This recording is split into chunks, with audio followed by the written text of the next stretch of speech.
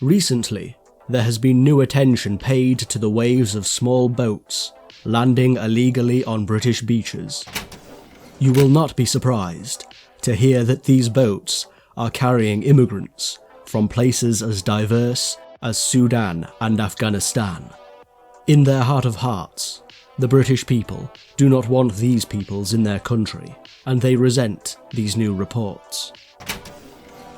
But this isn't an original story, raw and present, and full of anger. It has been going on for some time. Last year, the Home Office reported that 8,500 people were detected attempting to land secretly on British shores. Of that figure, 74% were aged 18 to 39, and 87% were male.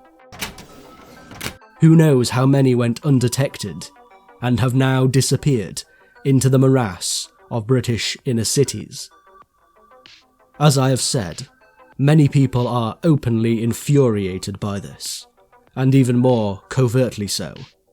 They are by now more angered by the incompetence and sloth of the state's response, rather than the migrants themselves, adhering to the saying, "If I had but one bullet and were faced with an enemy and a traitor, I'd let the traitor have it."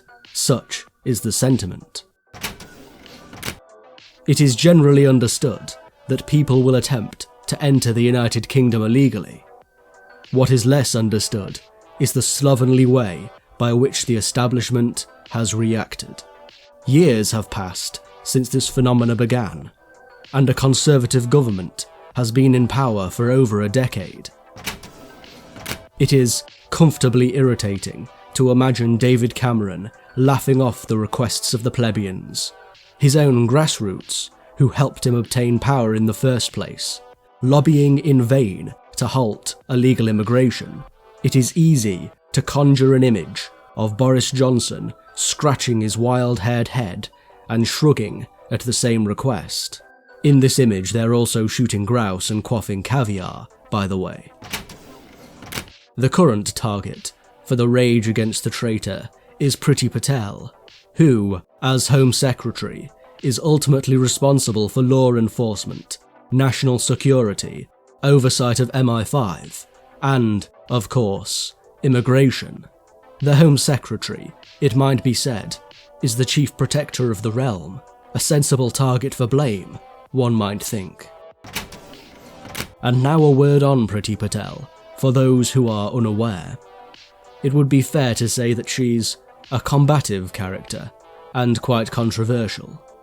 As a woman who's modelled herself on Margaret Thatcher, and as a notable political figure who the left would perceive as a betrayer of her own racial interests, she is hated twice over. Thrice even, considering she not only admires Margaret Thatcher, but imitates her bullish demeanour, her steeliness and pragmatic character. So much so that she's been accused of bullying. She is viewed as cold, disdainful, and remote. The perfect figure, the right thought, to be effective in government. In particular, it was hoped that by becoming Home Secretary, Patel would become a bulwark against immigration. She has in this charge, until now, found little success, and now the right feel betrayed too. However, have a care in your anger. My gut tells me that Priti Patel is genuine, that she really does believe in the things in which she says. It would be masterfully psychopathic to fake one's entire personality, one's entire life, for the purposes of, perhaps, reaching for political power. But now, before you beeline for the comments section to smash out a comment of rage, I don't particularly care for Priti Patel. She isn't based or sound. She's just an ideologically driven Thatcherite. Even so, a competent, ideologically driven Thatcherite ought to be able to do a great deal as Home Secretary. Why then is she failing to stop the boats? Perhaps she isn't competent, but a brief look at her work history would dissuade all but the very most cynical. She is not entirely a Conservative Party baby.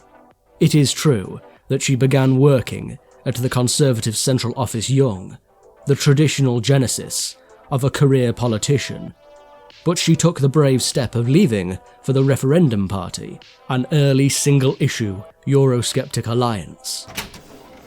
After rejoining the Conservatives, she left again to work in marketing for a major firm, then for a multinational alcoholic beverage company.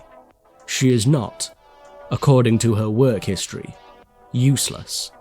So if she isn't inept, and she isn't wet, the question remains, why can't she stop the boats?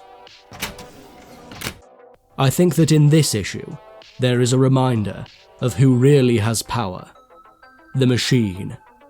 Civil servants and lawyers, who Patel herself has spoken out against, have likely done everything they can to stonewall her, to discourage her, and probably to maneuver her into a corner where she can be safely sacked. They won't stop until she is. If this is the case, it must be wondered, why are they doing this? Does the average, fine wine-loving, Mercedes-driving civil servant just love illegal immigrants? Do immigration lawyers go to sleep at night, dreaming of African-themed house invasions?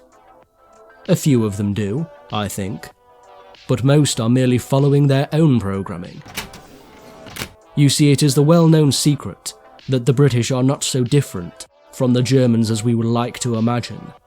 British people have a love for ritual, a long-held cultural trait which translates so effortlessly into an adoration for bureaucracy, for the process, and for an overwhelming joy in following the letter of the law. The law, of course, favours the rights of immigrants over the power of the Home Secretary. Whatever you think of Priti Patel, an Israeli stooge or misguided ideologue, have a moment of pity for Priti. Then again, she apparently bullied her most senior civil servant into resigning, so maybe there's hope yet.